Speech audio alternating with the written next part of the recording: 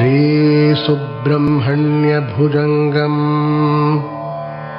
सदा बालरूपापि विघ्नाद्रिहन्त्री महादन्तिवक्त्रापि पञ्चास्यमान्या विधीन्द्रादिमृग्य गणेशाभिधामे विधत्तां श्रियं कापि कल्याणमूर्तिः। न जानामि शब्दं न जानामि चार्थं न जानामि पद्यं न जानामि गद्यं चिदेकाषडास्या हृदि द्योतते मे मुखानि सरन्ते गिरश्चापि चित्रम्। मयूराधिरूढं महावाक्यगूढं मनोहारिदेहं महच्चित्तगेहं महीदेवदेवं महावेदभावं महादेवबालं भजे लोकपालम्। यदा सन्निधानं गतामानवामे भवाम्भोधिपारं गतास्ते तदैव इति व्यञ्जयन् सिन्धुतीरे य आस्ते तमीडे पवित्रं पराशक्तिपुत्रम्। यथाब्धेस्तरङ्गा लयं यान्ति तुङ्गाः तथैवापदः सन्निधौ सेवतां मे इति वोर्मि पङ्क्तिर्नृणां दर्शयन्तं सदा भावये हृत्सरोजे गुहं तम्। गिरो मन्निवासे नरायेऽधिरूढाः तदा पर्वते राजते तेऽधिरूढाः इतीव ब्रुवन् गन्धशैलाधिरूढः स देवो मुदे मे सदा षण्मुखोऽस्तु। महाम्भोधितीरे महापापचोरे मुनीन्द्रानुकूले सुगन्धाख्यशैले गुहायां वसन्तं स्वभासालसन्तं जनार्तिं हरन्तं शयामो गुहं तम्। लसत्स्वर्णगेहे नृणां कामदोहे सोमस्तोमसञ्छन्नमाणिक्यमञ्चे समुद्यत्सहस्रार्कतुल्यप्रकाशं सदा भावये कार्तिकेयं सुरेशम्। रणध्वंसके मञ्जुलेऽत्यन्तशोणे मनोहारि लावण्यपीयूषपूर्णे मनःषट्पदो मे भवक्लेशतप्तः सदा मोदतां स्कन्दते पादपद्मे। सुवर्णाभदिव्याम्बरैर्भासमानां क्वणत्किङ्किणी मेखला शोभमानां लसद्धेमपट्टेन विद्योतमानां कटिं भावये स्कन्दते दीप्यमानाम्। पुलिन्देशकन्याघना भोगतुङ्गस्तनालिङ्गनासक्त काश्मीररागं नमस्याम्यहं तारकारे तवोरः स्वभक्तावने सर्वदा सानुरागम्।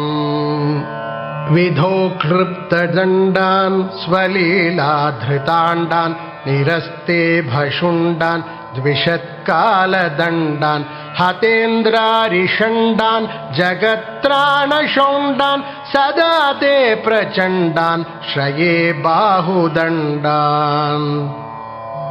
सदा शारदा षण्मृगाङ्का यदि स्युः समुद्यन्त एव स्थिताश्चेत् समन्तात् सदा पूर्णबिम्बाः कलङ्कैश्च हीनाः तदा त्वन्मुखानां भ्रुवे स्कन्दसाम्यम्। स्फुरन्मन्दहासैः सहंसानि चञ्चत्कटाक्षावलीभृङ्ग सङ्घोज्ज्वलानि सुधास्यन्ति बिम्बाधराणीशसूनो तवालोकये षण्मुखाम्भोरुहाणि विशालेषु कन्नान्तदीर्घेष्वजस्रं दयास्यन्दिषु द्वादशस्वीक्षणेषु महीषत्कटाक्षः सकृत्पातितश्चेत् भवेत् ते दयाशील का नामहानिः सुताङ्गोद्भवो मेऽसि जीवेति षड्धा जपन्मन्त्रमेषो मुदा जिघ्रते यान् जगद्भारभृद्भ्यो जगन्नाथ तेभ्यः किरीटोज्ज्वलेभ्यो नमो मस्तकेभ्यः स्फुरद्रत्नकेयूरहाराभिरामः चलत्कुण्डल श्रीलसद्गण्डभागः कटोपीतवासाः करे चारुशक्तिः पुरस्तान्ममास्तां पुरारेस्तनूजः इहायाहि वत्सेति हस्तान् प्रसार्याह्वयत्यादराच्छङ्करे मातुरङ्गात् समुत्पत्यतातं शयन्तं कुमारं हराश्लिष्टगात्रं भजे बालमूर्तिम् कुमारेश सूनो गुहस्कन्द सेनापते शक्तिपाणे मयूराधिरूढ पुलिन्दात्मजाकान्त भक्तार्तिहारिन् प्रभो तारकारे सदा रक्ष मां त्वम् प्रशान्तेन्द्रिये नष्टसंज्ञे विचेष्टे कफोद्गारिवक्त्रे भयोत्कम्पि गात्रे प्रयाणोन्मुखे मय्यनाथे तदानीं द्रुतं मे दयालो भवाग्रे गुहत्वम् कृतान्तस्य दूतेषु चण्डेषु कोपात् दहच्छिन्धिभिन्धीति मां तर्जयत्सु मयूरं समारुह्यमाभैरिति त्वं पुरःशक्तिपाणिर्ममायाहि शीघ्रम् प्रणम्या सकृत्पादयोस्ते पतित्वा प्रसाद्य प्रभो प्रार्थयेनेकवारम् न वक्तुं क्षमोऽहं तदानीं कृपाब्धेन कार्यान्तकाले मनागप्युपेक्षा सहस्राण्डभोक्ता त्वया शूरनाम हतस्तारकः सिंहवक्त्रश्च दैत्यः ममान्तर्हृदिस्थं मनक्लेशमेकं न हंसि प्रभो किं करोमि क्वयामि अहं सर्वदा दुःखभारावसन्नो भवान् दीनबन्धुस्त्वदन्यं न याचे भवद्भक्तिरोधं सदा क्लृप्तबाधं ममाधिं द्रुतं नाशयो मासु तत्त्वम् अपस्मारकुष्ठक्षयार्षप्रमेह ज्वरोन्मादगुल्मादिरोगामहान्तः पिशाचाश्च सर्वे भवत्पत्रभूतिं विलोक्य क्षणात् तारकारे द्रवन्ते त्रिशिस्कन्दमूर्तिश्रुतौ स्कन्दकीर्तिः मुखे मे पवित्रं सदा तच्चरित्रं करे तस्य कृत्यं वपुस्तस्य भृत्यं गुहे सन्तुलीन ममाशेषभावाः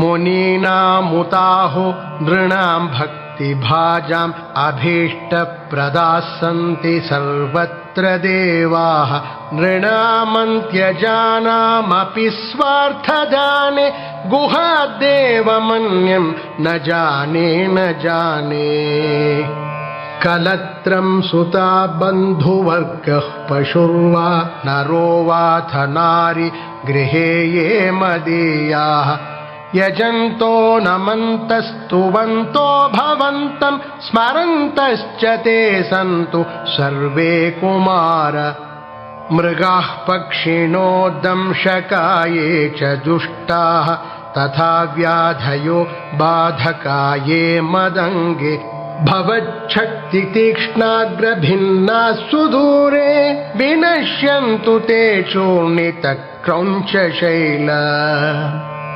जनित्री पिता च स्वपुत्रापराधं सहेते न किं देवसेनाधिनाथ अहं चातिबालो भवान् लोकतातः क्षमस्वापराधं समस्तं महेश नमः केकिने शक्तये चापि तुभ्यं नमश्चागतुभ्यं नमः कुक्कुटाय नमः सिन्धवे सिन्धुदेशाय तुभ्यं पुनस्कन्दमूर्ते नमस्ते नमोऽस्तु जयानन्द भूमन् जयापारधामन् जयामोघकीर्ते जयानन्दमूर्ते जयानन्द सिन्धो जयाशेषबन्धो जय त्वं सदा मुक्तिदानेश सूनु